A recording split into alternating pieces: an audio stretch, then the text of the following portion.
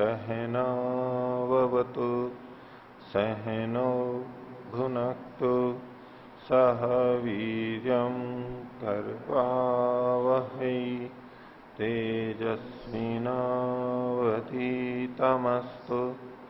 मा विद्विषावहै। ओम शांति शांति शांति।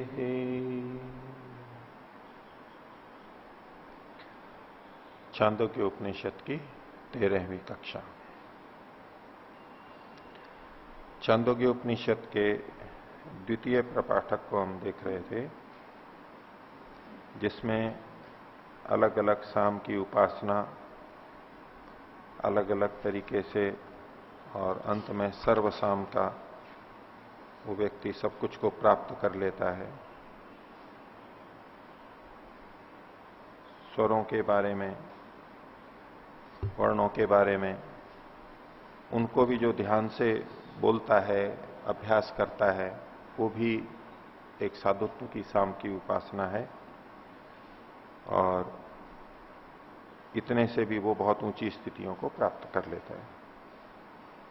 तो 13वें, आज 13वां पाठ चलेगा और पिछले में हमने 22वें खंड तक किया था। पिछले में से किन्हीं को कुछ पूछना है तो बोलिए।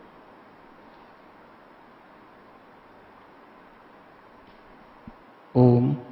आचार्य जी, यहाँ पर द्वितीय प्रपाठक 21वां खंड प्रथम प्रवाक सर्पा गंधर्वा पितरस, तो ये जो सर्पा है ये भिन्नता है इन दोनों से। ये गंधर्व और पितरों से भिन्न है, ठीक है, भिन्न है।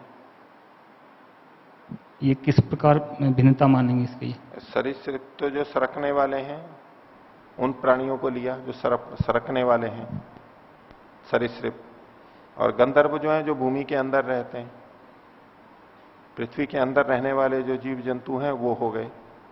और पितर लोग जो हमारी रक्षा करते हैं, अन्य जो गौ अश्वादि प्राणी हैं, वो प्राणियों के ही 3 विभाग करके वर्गीकृत किए गए। आचार्य जी, द्वितीय प्रपाठक 22वां खंड द्वितीय प्रपाठक का 22वां खंड। हाँ, उसको धीरे से बोल के और फिर बाद में चालू करना चाहिए। हाँ, 22वां खंड। हाँ जी, प्रथम प्रवाक। प्रथम प्रवाक। यहाँ पर आया है कि रपदुहांतम वरुणस्य है, तो इसका वरुण का जो है जो रपदुहांतम है, तो इसका निषेध किया है यहाँ पर। ये निषेध किया है, हाँ। तो उसमें भिन्न स्वर होता है ना। अपध्वांत मतलब तो हो गया यानी गलत ढंग से बोला जा रहा है, निंदित अर्थ में है, ये निकृष्ट रूप में बोला जा रहा है। तो सामगान जब करते हैं तो अच्छे ही ढंग से बोला जाना चाहिए। और अच्छे ढंग से बोले जाने का ये मतलब नहीं कि एक ही तरह से, वो बहुत तरह के हैं जो ऊपर बताए, ये से भी बोल सकते हैं, ये भी बोल सकते हैं, लेकिन विकृत नहीं बोलना चाहिए, बेसुरा नहीं बोलना चाहिए। फटा हुआ हो पात्र, ऐसा जैसे आती है आवाज, ऐसा नहीं बोलना चाहिए, उसका केवल निषेध किया। बाकी किसी का पतला स्वर होता है, किसी का मोटा होता है, भिन्न भिन्न होते हैं, तो बोलना अच्छे ढंग से चाहिए। इसलिए बहुत सारे उपाय बताए, लेकिन खराब नहीं बोलना चाहिए, यही बात है। ओम। ओम। आचार्य जी, द्वितीय प्रपाठक 17वां खंड। 17वां खंड परसों का पाठ। हाँ जी, पहले मंत्र में हाँ वहां व्रतों की चर्चा हो रही थी आचार्य जी। हाँ। सब ऋतुओं के बारे में सब इस तरह के बताए। यहाँ पृथ्वी अंतरिक्ष और द्युर्लोक के बारे में कहा है, तो समुद्रम निधनम कहा है, इसको भी एक लोक में गिना है। क्या ये समुद्र एक लोक है? क्या एक लोक है, कह सकते हैं, क्योंकि जीव जंतुओं के लोक मतलब तो वास का हेतु होते हैं। और वसु की तरह से लोक मतलब हमारे को युद्ध से तो लोकने या प्रकाशित होने, लेकिन स्थान होते हैं कुछ बड़े बड़े जहां की बहुत प्राणी और ये रहते हैं। तो समुद्रों का भी एक अपना बहुत बड़ा संसार है। जितने प्राणी इस धरती के ऊपर रहते हैं, विविधता है, उससे ज्यादा विविधता वहां पर है समुद्र के अंदर, बहुत विविधता है, ऐसा वैज्ञानिक लोग बताते हैं। और बड़ा भी बहुत है, जैसे यहां पर जंगल हैं और हैं, खेत हैं, वहां कैसे छोटे छोटे बड़े बड़े जीव न जाने कितने तरह के विचित्र विचित्र रहते हैं, हमें तो पता भी नहीं होता है। समुद्र में तो और भी ज्यादा रहते हैं, यानी बहुत बड़ा लोक है समुद्र का भी। तो एक तरह से स्थान है वो निवास का, इस दृष्टि से लोक इन्होंने कहा है इसको।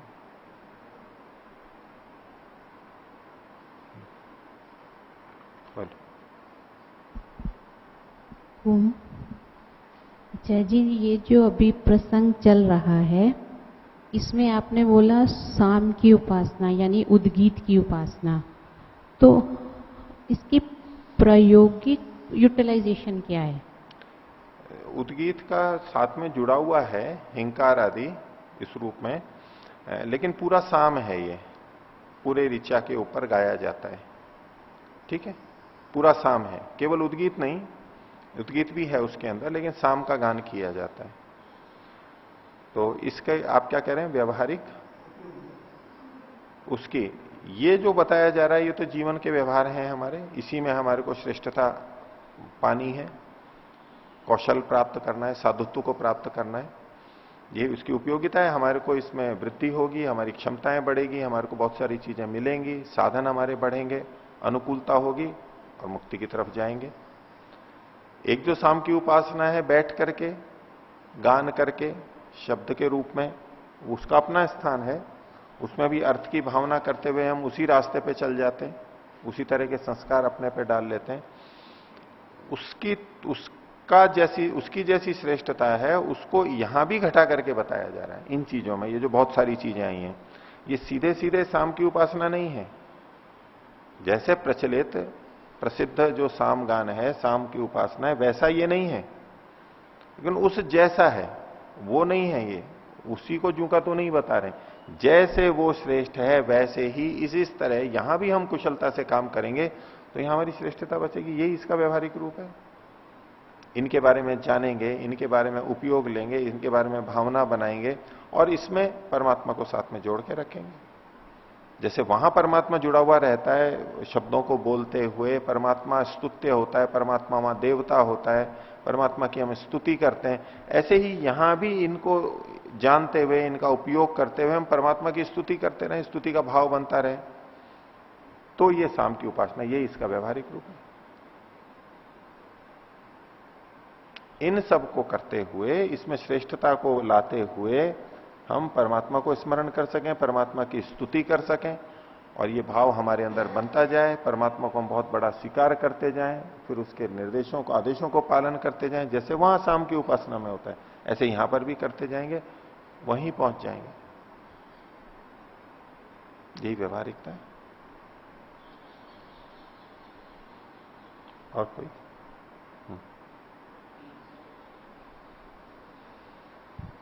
372वें पृष्ठ में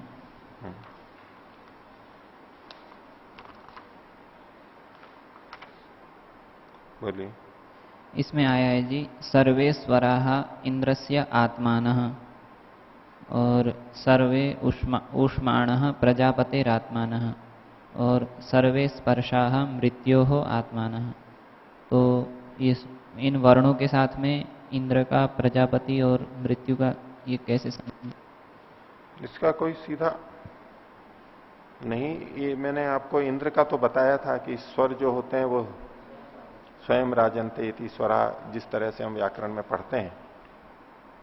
तो इंद्र है, देवता लोग स्वयं प्रकाशित होते हैं और ये इंद्र देवताओं का भी राजा है, तो स्वयं अपने आप में विराजमान है वो। इस दृष्टि से स्वरों का महात्म्य है, उसकी दृष्टि से इंद्र को वहां पर जोड़ दिया। और बाकी तो अब ये प्रजापति का और मृत्यु का जो स्पर्श का इन्होंने कहा है, तो उसको चाहे तो आप अभी ऊहा करके तुकबंदी में कुछ ले सकते हैं उसमें कि इसके अंदर जैसे वो विवृत वाली बात थी, विवृत या ईशद विवृत और स्पृष्ट, ठीक है, तो ऊष्म वर्ण है उसमें हम ईशद विवृत रहते हैं, विवृत रहते हैं तो स्वयं राजन थे, स्वयं प्रकाशित हो जाएंगे, हम इंद्र के समान देवताओं के राजा बन जाएंगे, सर्वश्रेष्ठ। और ईशद विवृत होंगे तो प्रजापति की तरह से सृष्टि के रचयिता हो जाएंगे, श्रेष्ठ बन जाएंगे। और यदि स्पृष्ट कर जाएंगे यानी इनसे स्पर्श कर जाएंगे इस संसार से, तो मृत्यु को प्राप्त होंगे, जन्म मरण का चक्र चलता रहेगा।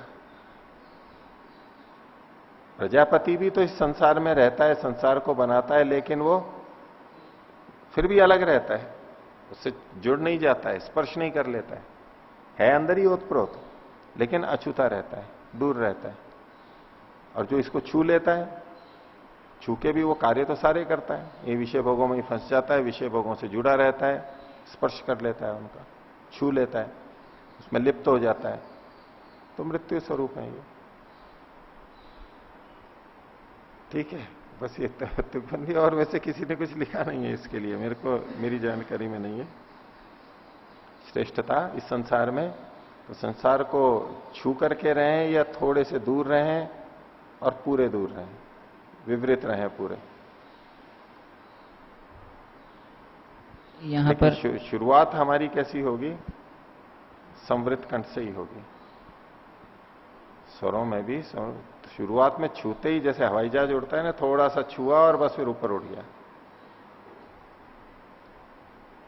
उड़ता है ना, थोड़ी देर तो रहेगा ही, जमीन पे रहना ही पड़ेगा, होगा और बस फिर ऊपर उड़ गया। अब तो ऊपर ही चल रहा है, विपरीत चल रहा है, पूरा दूरी से चल रहा है।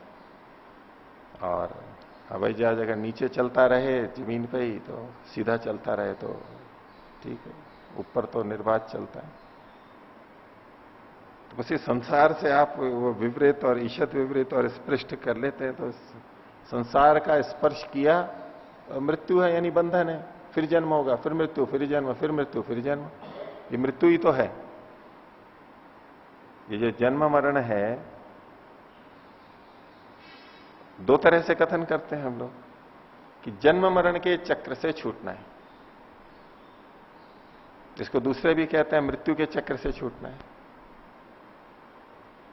एक ही बात है वैसे तो, लेकिन कौन अधिक सकारात्मक है, कौन अधिक नकारात्मक है? उसमें जन्म से भी छूटना है, मृत्यु से भी छूटना है, दोनों से। जन्म से भी छूटना, जन्म तो अच्छा होता है ना, उत्सव की बात होती है जन्म, तो मृत्यु से छूटना है मेरे को, तो कथन केवल इस रूप में। तो इसको स्पर्श करेंगे तो मृत्यु के रूप में है ये मृत्यु को देने वाला है। हालांकि यही हमारे को मुक्ति भी देने वाला है, लेकिन वो स्पर्श कर लिया इसलिए। अब इसको स्पर्श किए बिना अगर चल रहे हैं, उपयोग ले रहे हैं, सब कुछ कर रहे हैं, लेकिन स्पर्श नहीं कर रहे, लिप्त नहीं हो रहे हैं, तो मृत्यु को प्राप्त नहीं होंगे, मुक्त हो जाएंगे।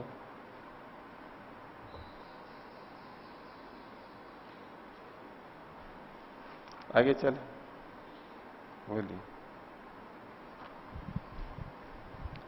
आचार्य जी 372 पृष्ठ में अभी जो हम मंत्र देख रहे थे, सर्वेश्वरः इंद्रस्य आत्मनः, उसी में जो आगे दिए हैं, तम यदि स्वरेषु उपालभेत इंद्रम शरणम प्रपन्ना भुवम सत्वा प्रति वक्षति इत्येनम ब्रूयात्। इससे क्या ये अर्थ निकल सकता है कि शुद्ध उच्चारण को कोई महत्व ही नहीं है? फिर शुद्ध उच्चारण का महत्व नहीं है, ये कैसे निकलेगा? क्योंकि इसमें यही बताया कि यदि उच्चारण में हमें कोई त्रुटि हुआ है तो उसके चक्कर में ना पड़ के हम इंद्र से ही पूछो, जो ऐसा अर्थ जो दिए। नहीं, ये नहीं है। तम यदि स्वरेशु उपालभेत, स्वर में जो उल्हाना करे, तो दो तरह से उल्हाना। एक तो है कि हमने त्रुटि की है तो उल्हाना कर रहा है कोई, तब तो हम ही दोष के भागी हैं। लेकिन ये कैसा प्रसंग है कि ठीक बोलते हुए भी कोई उल्हाना करे, तो हम ठीक बोल रहे हैं, दूसरे ने उल्हाना करे, ये कैसे बोल रहे हो आप? ये भी कोई शब्द हुआ क्या? ये भी कोई वर्ण हुआ क्या? ऐसे कैसे बोल दिया आपने इसको? ऐसे ठीक बोलते हुए को भी कोई उल्हाना करे, भले इंद्र से पूछो, इंद्र ही उत्तर देगा। जैसा मान लो ईश्वर ने विधि विधान किया, ऐसा करो, हम कर रहे हैं, वो कहे ये क्या कर रहे हो, इसमें क्या है? उसकी आलोचना करने लगे, बोले इसका उत्तर तो इंद्र से पूछो। सिपाही कोई कार्य कर रहा है अपना, जो कर्तव्य पालन कर रहा है, बोले ऐसे क्यों कर रहे हो? बोले अधिकारी से पूछो, ये संविधान से पूछो। न्यायाधीश ने निर्णय किया, उसने संविधान के अनुसार किया। अब कोई कह रहा है कि ऐसा क्यों किया आपने, उसमें किसको किसको पीछे पड़ेगा? बोले ये तो संविधान को पूछो, मैं तो संविधान के अनुसार कर रहा हूं बस, और कुछ नहीं। वो संविधान से पूछो, अधिकारी से पूछो, उन्होंने कहा है मैं कर रहा हूं। तो जो वर्ण है उनका ठीक उच्चारण कर रहे हैं, फिर भी कोई उपालम करता है तो इंद्रिय उत्तर देगा सही बोलते हुए। अगले भी दो में यही है, उसको पीस देता है, उसको नष्ट कर देता है, ये दग्ध कर देता है, ये जो बात है ये तभी तो आएगा जब वो निंदित होगा। अच्छा, अगर इसका दोष होता और सामने वाले ने कहा कि भाई आप में ये त्रुटि कर रहे हैं, पता लग जाता है, मान लो स्वीकार कर लेगा कि हाँ मेरे से त्रुटि हो गई, उनको पता है कि इसका उत्तर मैं कुछ दे नहीं सकता, ये तो हमेशा ही पूछेगा, हर चीज को पूछेगा। आपने सफेद कपड़े क्यों पहन रखे हैं? सफेद कपड़े क्यों पहन रखे? भोजनालय में बैठे, आप यहीं क्यों बैठे हुए हैं? ठीक है, कुछ दे दिया, लग रहा है कि सामने वाला तो कुछ, उसको तो बस प्रश्न करना है, उल्हाना देना है, वो कोई उत्तर तो उसको है नहीं, उसको तो कुछ भी बोलना है। तो ऐसे में हम कह देते हैं ना कि भाई उनसे पूछो, आचार्य जी जाने, अधिकारी जाने, मेरे से क्यों पूछो? अनुत्तरित, उसको उत्तर देने योग्य नहीं होता है, उसको कहते हैं भाई उन्हीं से पूछो। उसके साथ में जुड़ा हुआ रहता है ना, मेरा दिमाग मत खाओ, उनसे पूछो, वही उत्तर देंगे आपको। ऐसे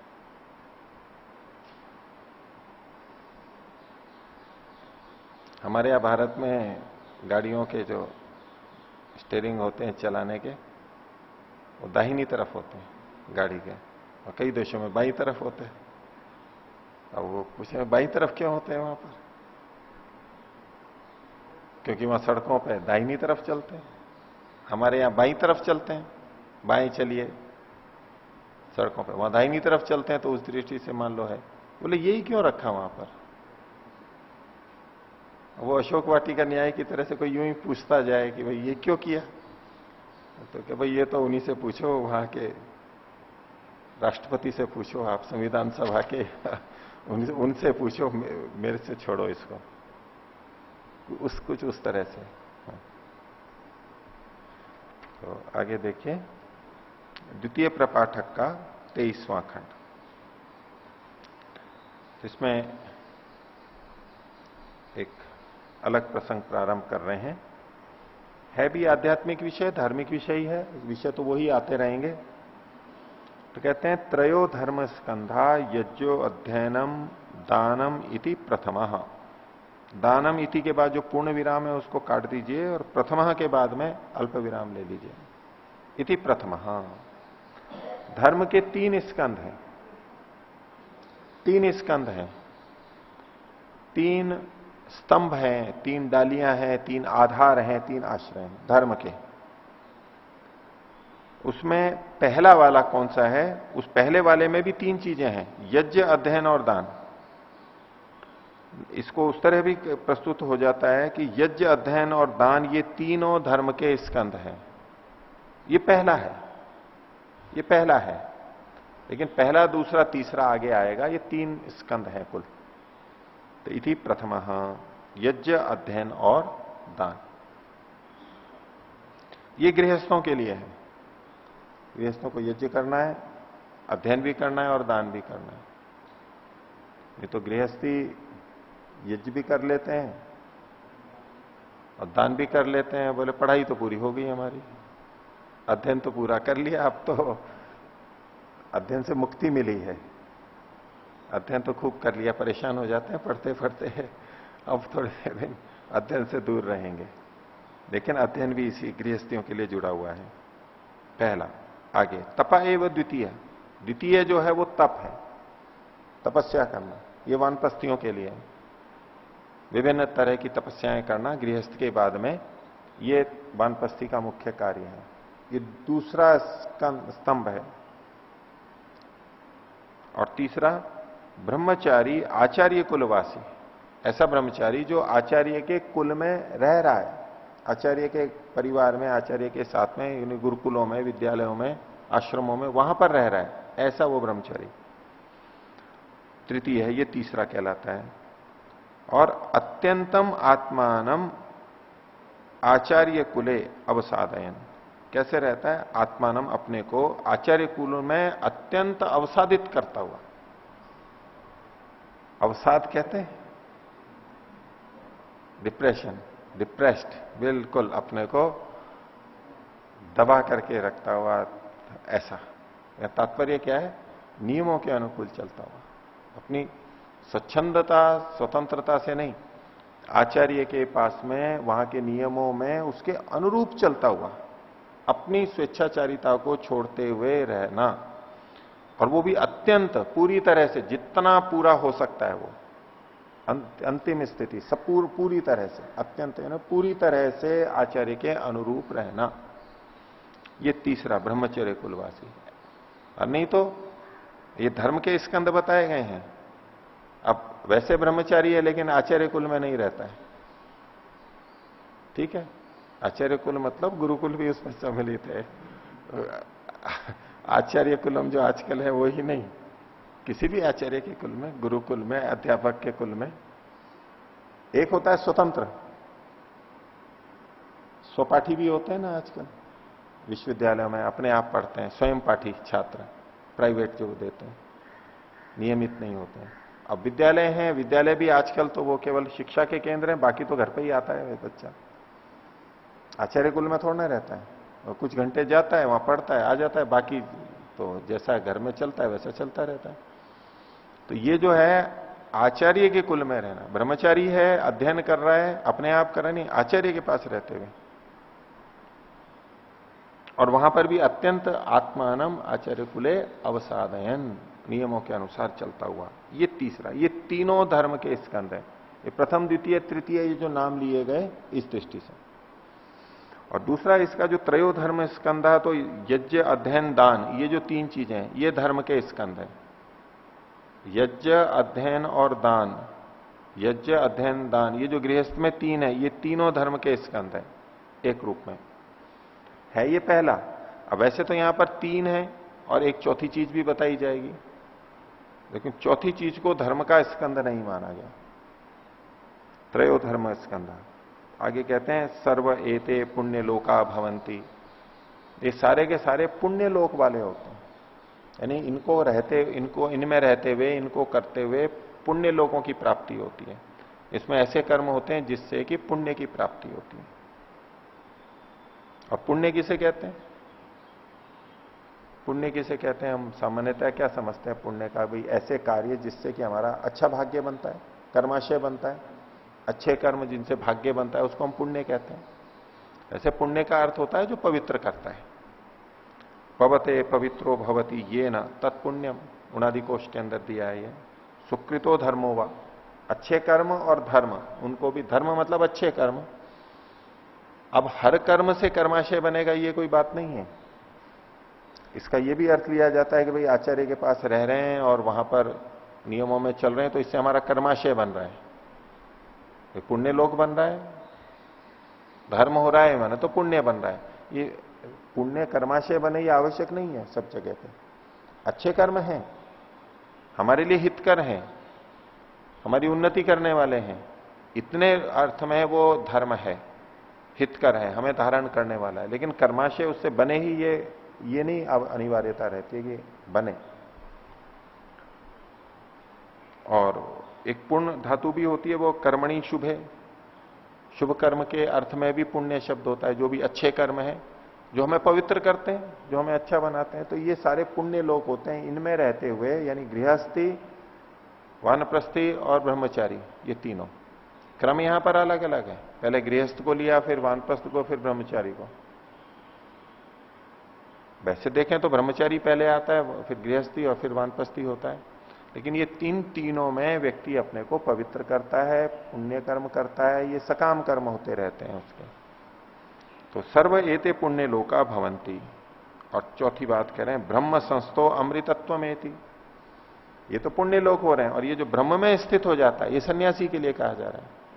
शुद्ध ज्ञान में स्थित हो जाता है, परमात्मा में स्थित हो जाता है, वो अमृतत्व में थी, वो अमृतत्व को प्राप्त कर लेता है, मुक्ति को प्राप्त कर लेता है। पहले वाले तीन है उससे मुक्ति नहीं होती, उससे पुण्य बनते हैं, अच्छा होता है। ब्रह्म में स्थित होने पर ही मुक्ति होती है। ब्रह्म का मतलब परमात्मा भी है, ब्रह्म का मतलब वेद भी है। ज्ञान में शुद्ध रूप से जो स्थित हो गया है वो मुक्ति को प्राप्त कर लेगा, अमृतत्व को प्राप्त कर लेगा। ठीक है, बोलिए। वो जो अध्यापक होता है वो किस में आएंगे? अध्यापक, आचार्य। अध्यापक आएगा यज्ञ अध्ययन दान में, गृहस्थी।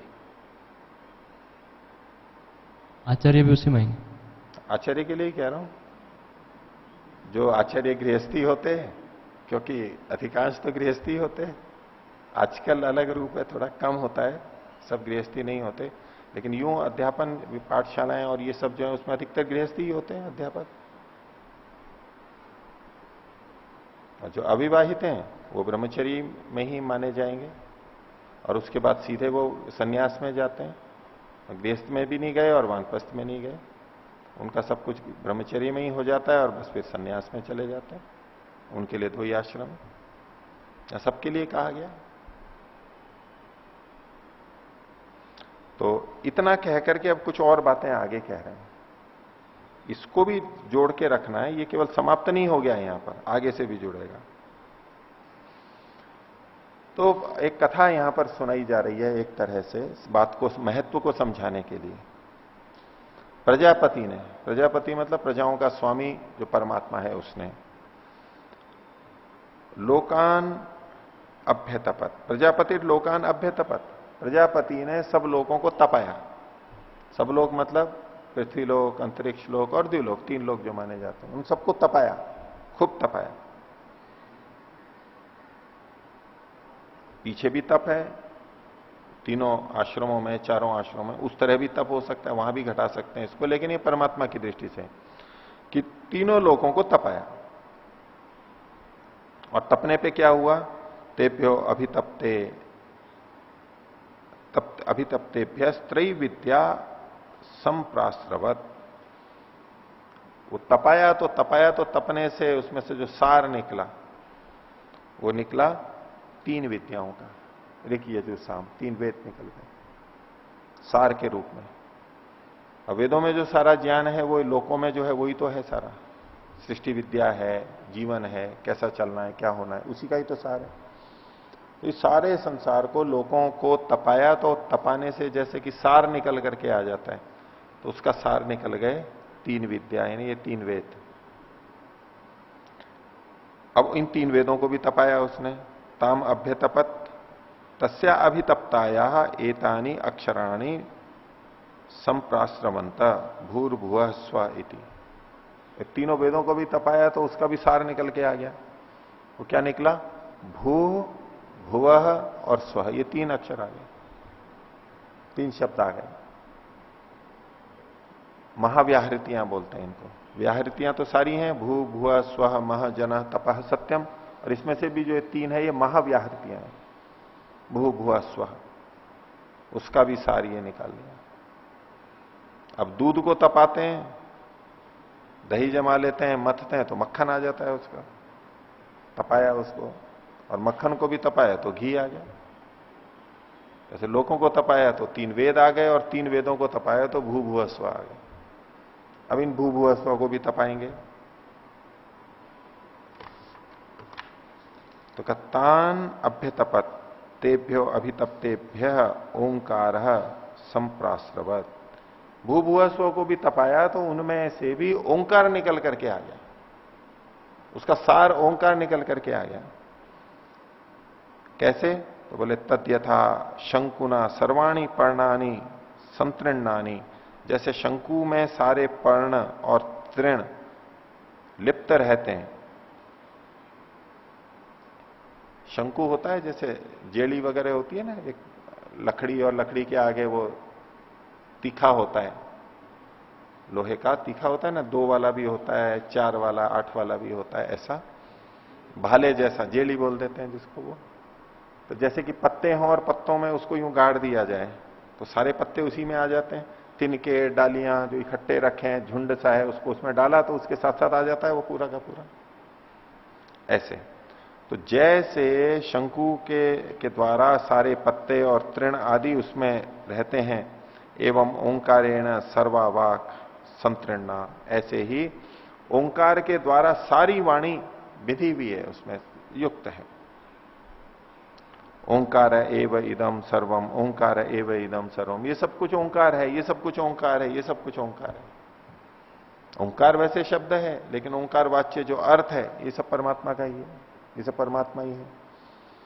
तो इस संसार को जब हम देखेंगे, इन लोकों को, तो इसमें से ज्ञान निकल करके आ जाएगा। 3 लोक हैं, 3 लोक मतलब सारा संसार आ गया, पृथ्वी लोक, अंतरिक्ष लोक और द्युलोक, सब कुछ आ गया इसमें। संसार को जब हम देखेंगे, तपन करेंगे, मैंने ज्ञान रूप तप करेंगे, उसके अंदर खोजेंगे, निकालेंगे, समझेंगे, ये तपस्या करेंगे, तो उससे ज्ञान आ जाता है बहुत सारा। वो तीनों वेद आ जाएंगे, ज्ञान आ गया। अब उस ज्ञान में भी और खंगालेंगे तो भू भुआ स्वहति, ये 3 आ जाएंगे। प्राणों का भी प्राण, दुखों से छुड़ाने वाला और सुख स्वरूप, ये 3 चीजें दिखेंगी। ये सारा संसार कैसा है? प्राणों का भी प्राण है, परमात्मा उसका भी प्राणों का भी प्राण है, हमें प्राण देने वाला है हमारे जीवन के लिए, उसको हर चीज यही दिखाई देगी।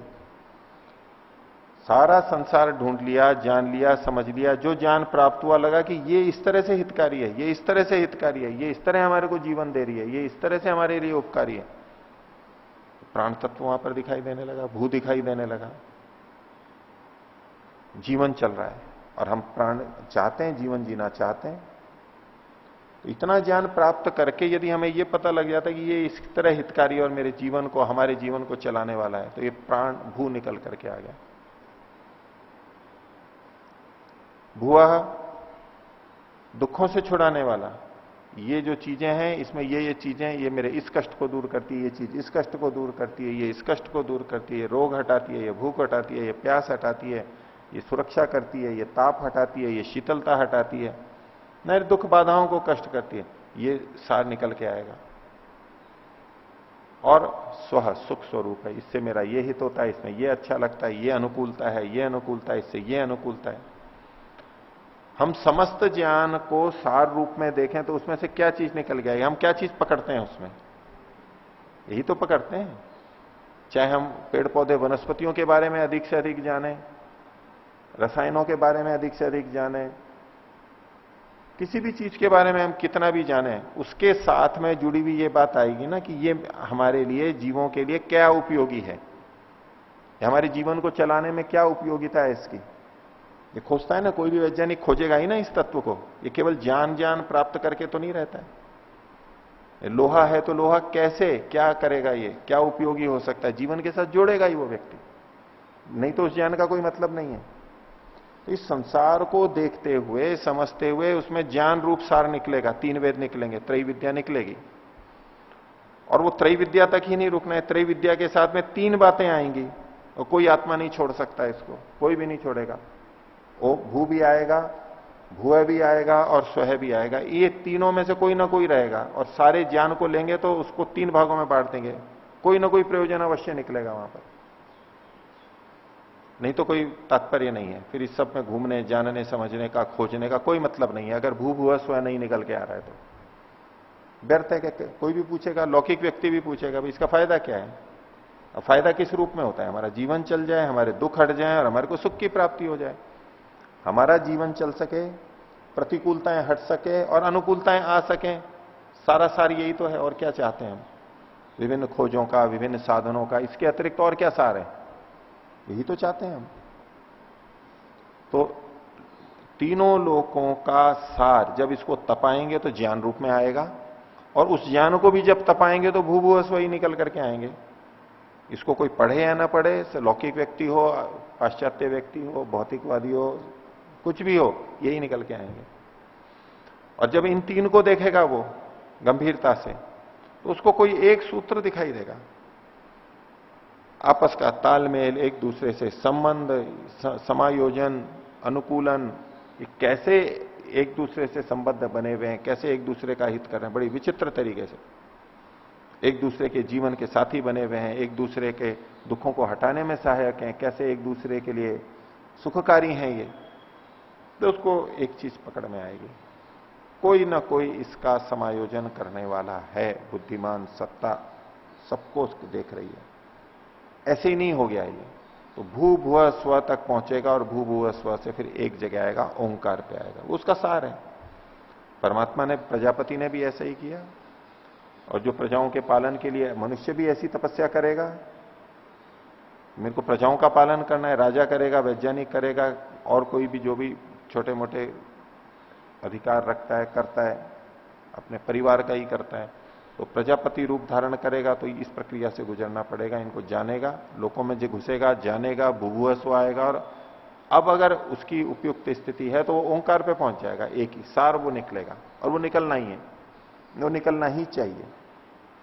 तो प्रजापति ने ये किया तो ओंकार हुआ, और ये ओंकार ऐसे बिंधा हुआ है, सब जगह है, जैसे कि वो जेली या तो वो शंकु सब पत्तों के अंदर घुसा हुआ है, अंदर बिंधा हुआ है, हर जगह ओम बिंधा हुआ है। कुछ भी क्रिया हो रही है, कोई वस्तु हो, तीनों लोग हो, उनसे प्राप्त ज्ञान हो, भू भुव स्व के रूप में हितकारी आदि जो हमारी अपेक्षित चीजें वो हो, उन सब में ओंकार छुपा हुआ है। उसका सार अंत में निकलेगा ओंकार। कुछ भी होगा ओंकार, कुछ भी होगा ओंकार, वो ईश्वर ब्रह्म परमात्मा वहीं पर ही पहुंचेंगे। और इसी ओंकार से सर्वा वाक संतरणा, जितनी भी वाणियां हैं, जितने भी शब्द हैं, वो इसी से बिंधे हुए हैं, जैसे कि उसी को बता रहे हैं। वेद वाक जितनी भी है वो सारी की सारी उस ओंकार को ही, उस परमात्मा को बताने के लिए ही है। वैसे दिखेगा कि ये हमारे को लौकिक चीजें भी बता रही, लेकिन अंतिम प्रयोजन, अंतिम तात्पर्य उस परमात्मा में ही है। तो जितनी भी वाणियां हैं वो सब उसी में उत्प्रोत हैं, वो ओंकार इन सब वाणियों में विद्यमान है। ओंकार एव इदम सर्वम, ओंकार एव इदम सर्वम, ओंकार ही सब कुछ है, ये ओंकार ही सब कुछ है। अब यहां इस शब्द का तात्पर्य जो है उसी तरह से ही लेना है। अब हम कहने लगे कि ये पत्थर भी ओंकार है, ये पानी भी ओंकार है, ये अग्नि भी ओंकार है, ये पेड़ भी ओंकार है, लोहा चांदी सोना हीरा जवाहरात सब ओंकार है। तो ओंकार का वहां तात्पर्य लेना होगा। इसका ये मतलब नहीं है कि ओंकार से ही ये सारी चीजें बनी है। ओंकार से मतलब ओम शब्द से बनी है, इसका तात्पर्य वो भी ले सकते हैं लोग। पहले एक ओंकार की ध्वनि हुई, उस ध्वनि से ही ये सब कुछ लोक लोकांतर बन गए, ऐसे भी मानने वाले इन शब्दों से ले लेते हैं। ध्वनि ही थी और सब कुछ बदल के और ये तरह तरह की चीजें बन गई। अद्वैत को भी उस ढंग से ले लेते हैं। हाँ, ओंकार ये सब कुछ है, यानी ओंकार वाच्य जो वस्तु है परमात्मा, उसके द्वारा ये सब बनाए गए हैं, यहां तक ठीक है। जब हम किसी रचनाकार की रचनाओं को देखते हैं, चित्रकार के चित्र देखते हैं, कविता वाले की कविताएं देखते हैं, कवि की कविताएं देखते हैं, तो कविता को भी देखते हुए कहते हैं ये तो वही चित्रकार है, ये तो वही कवि है, नाम लेकर के कहेंगे ये कविता, ये वो है, ये वो है। मूर्तिकार है तो उस मूर्तिकार का नाम है, ये भी वही है, ये भी वही है, ये भी वही है। बस उस तरह का कथन है। वास्तव में मूर्ति अलग है, कविता अलग है, कविता करने वाला अलग है, चित्र अलग है, चित्रकार अलग है। लेकिन चित्र को देखते हुए हमारे अंदर उसका कर्तृत्व ध्यान में आ जाता है और हम उसी को ही मानते हैं, ये तो वही तो है। ऐसा अभेद के रूप में हम कथन कर लेते हैं। उस तरह से ये सब कुछ ओंकार ही है, उसी के द्वारा व्यवस्थित है ये सारा का सारा। तो सर्वम इदम ओंकार एव इदम सर्वम, ओंकार एव इदम सर्वम। ठीक है। अब इसके बाद में पीछे जो ब्रह्मचर्य की बात आई थी, आचार्य कुल में अपने को अत्यंत अवसादित करते हुए, वो भी तप है, वो भी धर्म का एक स्कंध है, उसके प्रकारों को बताते हुए आगे कर रहे हैं। और इसको कर्मकांड से जोड़ते हुए कर रहे हैं। कर्मकांड में कुछ क्रियाएं होती हैं, उसको उल्लेख करते हुए, जैसे पीछे सामगान के संदर्भ में उसको इधर घटा रहे थे हिंकार आदि को, ऐसे यहां पर भी कुछ चीजों को घटा रहे हैं। तो द्वितीय प्रपाठक का 24वां खंड देखिए। ब्रह्मवादिनो वदंती, ब्रह्मवादी लोग ऐसा बोलते हैं, जो ब्रह्म को बोलने वाले हैं, उसकी चर्चा करने वाले हैं, वेद की चर्चा करने वाले हैं, नहीं बहुत ज्ञानी श्रेष्ठ लोग, प्रशंसा के अंदर है। ब्रह्मवादिनो वदंती यद वसुनाम प्रातः सवनम, वसुओं का प्रातः सवन है। सवन कहते हैं उसमें निकालते हैं, रस निकालते हैं। सोम का रस जब निकाला जाता है उसको सवन बोलते हैं। सोम याग के अंदर सोम नाम की लता को कूटते हैं, पीसते हैं, फिर उसका रस निकालते हैं, फिर उसकी आहुतियां देते हैं। तो जो रस निकालना होता है, निचोड़ना होता है, इसको सवन बोलते हैं। तो सोमयाग के जिस दिन रस निकाला जाता है वो 3 बार निकाला जाता है। एक प्रातःकाल निकाला जाता है, उसको प्रातः सवन बोलते हैं। दूसरा मध्याह्न के बाद में निकाला जाता है, उसको माध्याह्न दिन सवन बोलते हैं। और एक सायंकाल या रात्रि में निकाला जाता है, उसको तृतीय सवन बोलते हैं। वो तीसरा है, इसलिए उसका उल्लेख यहां पर किया जा रहा है कि यत वसुनाम प्रातः सवनम। वसु जो ब्रह्मचारी होते हैं, वसुओं का, वसु भी देवता हैं, 8 वसु माने गए हैं। 33 कोटि देवता सुने हैं ना, 33 करोड़ देवता, 33 करोड़ देवता है ना? तो कहते हैं कि जब भारत आजाद हुआ था तो 33 करोड़ जनसंख्या थी यहां की, है लगभग 33 करोड़ थी। अब तो 1.25 अरब है। तो 33 करोड़ जनसंख्या थी। कई लोग उससे जोड़ते हैं कि हमारे एक एक आदमी यहां भारत का देवता है। बच्चा बच्चा राम है, हर बच्ची सीता है और हर बच्चा यहां का राम है। एक परिकल्पना है। वो 33 करोड़ देवता, एक तो ये कथन होता है करोड़, और एक होता है 33 कोटि देवता, 33 प्रकार के देवता।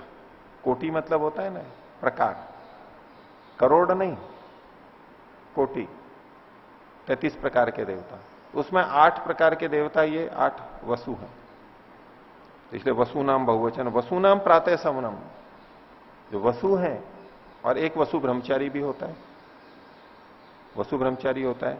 तो वसुओं के कितने होते हैं? वसुओं का प्रातः सवन होता है। सोम याग में जो प्रातःकाल का सवन होता है पहला वाला, वो ऐसा है जैसे वसुओं का है। वसुओं की गति वहां तक होती है, प्रातः सवन तक, उसकी सीमा प्रारंभिक चीज है। अब वसु 8 होते हैं। वसु ब्रह्मचारी किसको बोलते हैं?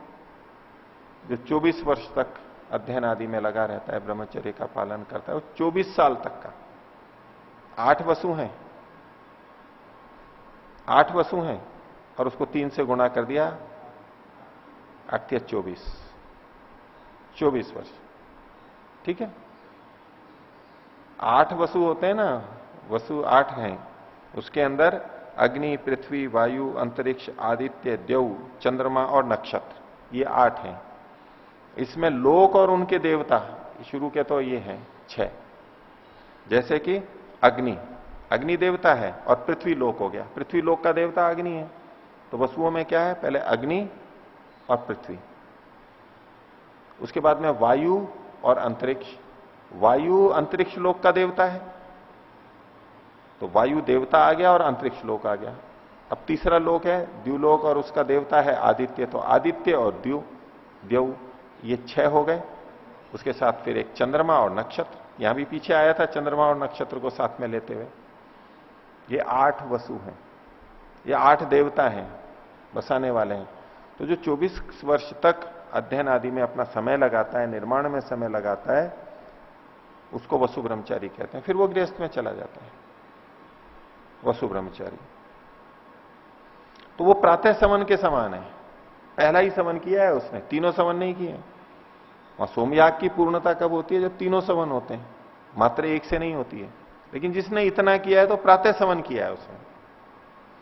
आगे रुद्राणाम माध्यम दिनम सवनम, जो रुद्र ब्रह्मचारी होते हैं, रुद्रों का उनका माध्यम दिन सवन होता है, मध्य वाला भी हो जाता है। प्रातः तो हो ही जाता है क्योंकि वो 24 को पार कर चुके हैं, और 24 को पार करके दूसरा जो ब्रह्मचर्य बताया गया, एक तो 36 वर्ष का बताया गया, 36 वर्ष का, 36 वर्ष का मानते हैं, और 44 का भी मानते हैं, और 36 का, और 36 का मानेंगे तो 12, और 44 का मानते हैं तो 11 चौक 44, 36 का मानेंगे तो 12 या 36। अब वैसे रुद्र जो होते हैं वो 11 होते हैं, 11 होते हैं। और 11 को 4 से गुणा किया तो 44 हो गया, 11 चौक 44। 8 को 3 से किया था तो 24 हुआ था, तो 44 भी मानते हैं। रुद्राणाम माध्यम दिनम सवनम, माध्यम दिन सवन होता है उनका। आदित्यानाम च विश्वेशाम च देवानाम तृतीय सवनम, और जो आदित्य ब्रह्मचारी होते हैं उनका और सभी देवताओं का, जो भी जीवन में उच्चता की साधना कर रहे हैं, बढ़ा रहे हैं, उन सब का तृतीय सवन होता है, तीसरा सवन भी उनका हो जाता है। ये सोमयाग की पूर्णता होती है, तीनों कालों में सवन होता है, 3 बार करना होता है, वो पूरा निकलता है। और आदित्य होते हैं 12, ये भी देवताओं में जो 33 कोटि देवता हैं, 33 देवता हैं, उसमें 8 वसु, 11 रुद्र, रुद्र 11 होते हैं, तो ये दूसरा ब्रह्मचारी हो गया रुद्र ब्रह्मचारी, और तीसरा आदित्य होता है, वो आदित्य ब्रह्मचारी हो गया। आदित्य होते हैं 12, अब 12 को 4 से गुणा कर दे तो 48 वर्ष की आयु तक जो इसी काम में लगा रहता है, उसको उसका तृतीय सवन भी हो जाता है। सब देवताओं का, श्रेष्ठ लोगों का होता है। तो इनके सबके अपने अपने लोक और स्थान बता दिए। ब्रह्मचारी के लिए बताएंगे, बोले तो सारी चीजें ब्रह्मचारी ही ले गया। गृहस्थियों के लिए क्या होगा? यजमानों के लिए, यजमान तो गृहस्थ होते हैं ना, यज्ञ आदि कौन करते हैं? गृहस्थ लोग करते हैं। ये ब्रह्मचारी ही कर गया, अब आगे गृहस्थ में जाकर के क्या करेगा वो? और जो गृहस्थ में जा रहे हैं उनका क्या होगा? अच्छा, 33 कोटि जो देवता होते हैं उसमें से देखिए 8 तो वसु, 11 रुद्र, 19 और 12 आदित्य, 31 हो गए। और 2 देवता और हैं, एक इंद्र और एक प्रजापति। इंद्र और प्रजापति ये 33 हो गए। और 12 आदित्य हैं, 12 महीने। आदित्य के जो 12 महीने हैं, यानी साल भर के, वर्ष भर के जो 12 महीने हैं, वो 12 आदित्य माने जाते हैं।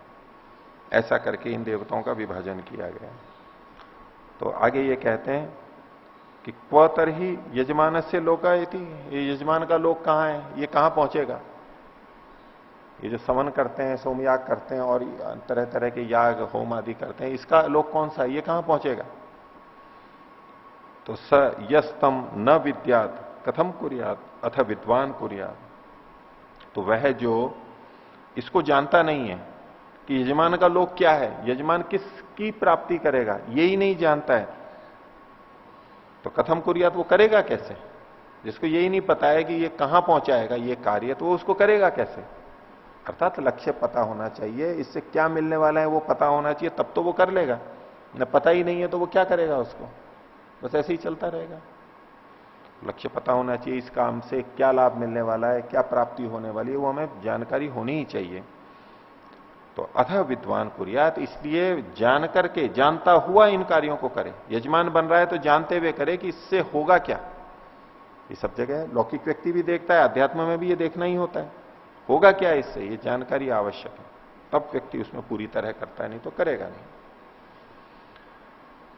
तो अब ये जो यजमानों का है उसको थोड़ा सा आगे बता रहे हैं, एक एक करके अलग अलग सवनों का और अलग अलग प्रकार से जो वो करता है, देवताओं की स्तुति करता है, सामगान करता है और उससे क्या क्या प्राप्त करता है उसको बता रहे हैं। तो पुरा प्रातः अनुवाकस्य उपाकरणात् जघने न गार्हपत्य उदंगमुख उपविश्य स वासवम साम अभिकायति। तो पूरा प्रातः अनुवाकात, प्रातः अनुवाक से पहले, यानी प्रातः समन जो होता है, प्रातः काल जो स्तुति होती है उससे पहले अनुवाक एक कुछ मंत्र होते हैं जो उसको बोला जाता है। जगने न गार्हपत्य से, गार्हपत्य अग्नि सोमयाग आदि के अंदर उसमें एक कुंड होता है जिसमें अग्नि रखी जाती है, गार्हपत्य अग्नि। उस यज्ञशाला के जो पूरा परिसर होता है बड़ा सा, उसमें पश्चिम की तरफ होती है, पीछे की तरफ। और वो जो शाला बनाई जाती है, यज्ञिका पूरी वेदी आदि सब कुछ जो होते हैं उसमें पूर्व दिशा की तरफ जो होता है वो उसका सिर होता है, मुख्य जो होता है आगे पूर्व दिशा में। फिर उसका जो होता है वो उसका स्कंद कहलाता है, और नीचे वाला भाग और सकड़ा होता जाता है, तिरछा होता है। ऊपर का चौड़ा होता है जैसे कि मनुष्य का छाती चौड़ी होती है, और फिर नीचे नीचे थोड़ा सकड़ा होता है, और फिर उसके नीचे का भाग उसको जघन भाग बोलते हैं। जो नीचे का भाग होता है हमारा वो जघन कहलाता है शरीर में भी। तो वहां जघन का मतलब है नीचे का भाग, पीछे का भाग। तो वहां यज्ञ में गार्हपत्य का जघन भाग यानी उसका नीचे का भाग, पश्चिम का भाग, उससे थोड़ा सा नीचे का भाग वो। तो जघने न गार्हपत्य से उदंग मुख उपविश्य, और उसमें उत्तर की तरफ मुख करता है।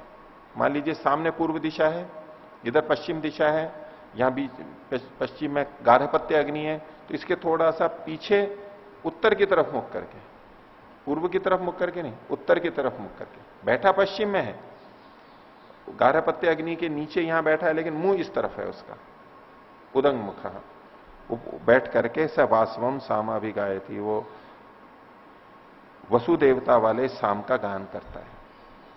गृहस्थी व्यक्ति यजमान कैसे गान करता है, उसको साम गान को यहां पर इन्होंने बताया, प्रस्तुत किया है। तो लोक द्वारम अपावृणु, वो प्रार्थना कर रहा है, इस लोक के, पृथ्वी के मार्ग को खोल दो मेरे लिए, लोक के द्वार को खोल दो मेरे को जाना है इसमें। पश्चिमत्वा वयम, हम तेरे को देख सकें, द्वार को खोलो, इसमें प्रवेश करके हम तेरे को देख सकें। राज्याय इति, राज्य के लिए, राज्य की प्राप्ति के लिए, श्रेष्ठता की प्राप्ति के लिए, गुणों की प्राप्ति के लिए हम ऐसा कर रहे हैं। अब इसमें जो ये प्रकार बता रखे हैं, संख्याएं लिखी हुई हैं, 3 3 इत्यादि, इसको लंबा करके एक, ये स्वर गायन की दृष्टि से है, लेकिन और इसमें बीच बीच में देखिए राज्याय के अंदर रा के बाद में लंबा लंबा करते, फिर हुंग बोला है, फिर रा के बाद में फिर आ बोला है, फिर ज्या बोला है, फिर यो बोला है, फिर आ इति। ऐसे जो हम स्तोभ और ये चीजें सामगान में करते हैं, उसका एक स्वरूप यहां पर बताया। जो गान प्रक्रिया तो सामगान वाले ही बता सकते। तो ये स्तुति करके, साम से गान करके, और उसके बाद में अथ जुहोति, अब वो आहुति देता है। उसमें क्या बोलता है, नमो अग्नये पृथ्वी क्षिते लोकक्षिते, अग्नि के लिए, पृथ्वी को में निवास करने वाला जो है, लोक में निवास करने वाले मुझको, लोकम में उसको संबोधित करें, अग्नये पृथ्वी क्षिते लोकक्षिते, उसके लिए मैं नमन करता हूं। और लोकम में यजमानाय विंद, मुझ यजमान के लिए लोक को प्राप्त कराओ, आप इन लोकों में रहने वाले हो, मेरे को भी उस लोक को प्राप्त कराओ, श्रेष्ठ लोगों से, देवता से, परमात्मा से कह रहा है, मेरे लिए वो भी प्राप्त कराओ। एष वै यजमान से लोक एतास्मी, यही मैं यजमान के लोक को प्राप्त कर लूंगा। एतास्मी, एतास्मी ये लुट लकार का प्रयोग है, अन्यदेतन भविष्यत के लिए, मैं प्राप्त कर लूंगा भविष्य में, अभी नहीं हो रहा है, आगे प्राप्त कर लूंगा। यहां व्याख्या में इन्होंने एतास्मी ये जो अलग अलग करके किया है, उसकी जगह एतास्मी, ये उत्तम पुरुष एक वचन का रूप है, तो लुट के अंदर।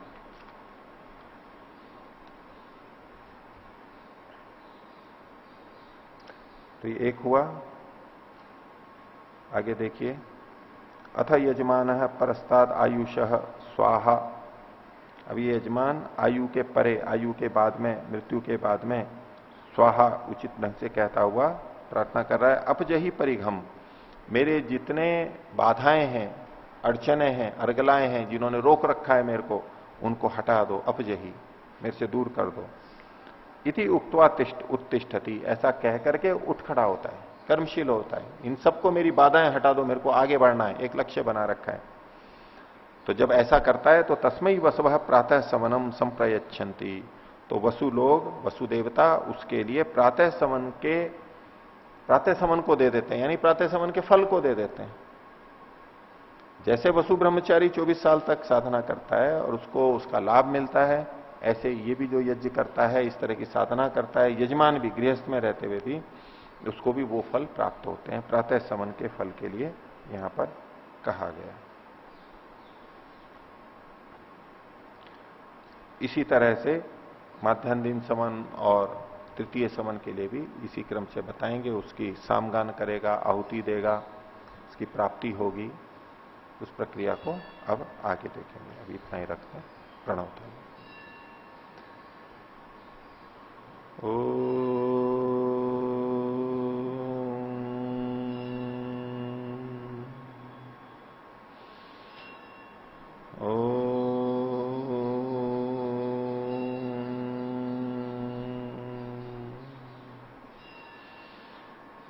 सभी